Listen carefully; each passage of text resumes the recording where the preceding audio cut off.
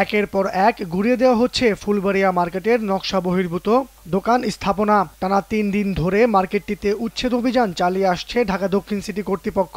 এ পর্যন্ত ঘুরিয়ে দেওয়া হয়েছে ৫০০রও বেশি অবৈধ দোকান।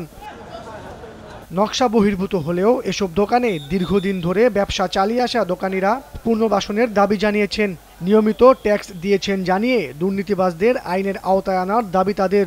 এক মেয়র বানায় দিছে, খাজনা নিছে, কর্পোরেশনে গেছে, আরেক মেয়র হয়ে ভাঙা দিছে। আমরা যে এত লক্ষ লক্ষ টাকা দিলাম, আমাদের কোনো সিকিউরিটির কোনো টাকা পয়সা কোনো কিছুর আমাদের সিকিউরিটিতে নাই।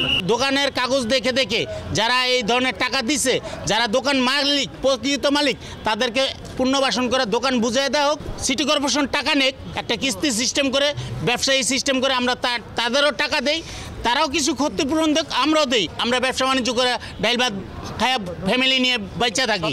এদিকে অবৈধ দোকান ভাড়া ও লাইসেন্স সংক্রান্ত দুর্নীতির সাথে জড়িতদের বিরুদ্ধে যথাযথ ব্যবস্থা নেওয়ার কথা জানালেন দক্ষিণ সিটির প্রধান সম্পত্তি কর্মকর্তা। তো সঠিকভাবে যদি বরাদ্দপ্রাপ্ত তারা হয়ে থাকে, তো সেক্ষেত্রে সেই আবেদনগুলো মাননীয় মেয়র মহোদয় বরাবর করলে সেক্ষেত্রে কর্তৃপক্ষ বিবেচনা করে দেখতে পারে। সরকারের দুদক আছে, সরকারের আইন প্রয়োগকারী সংস্থা আছে। ব্যবসায়ীরা যদি মনে করে তারা কাউকে টাকা দিয়ে প্রতারিত হয়েছেন, তার বিরুদ্ধে বাংলাদেশের প্রচলিত আইন অনুযায়ী তারা ব্যবস্থা নেওয়ার জন্য বলতে পারে।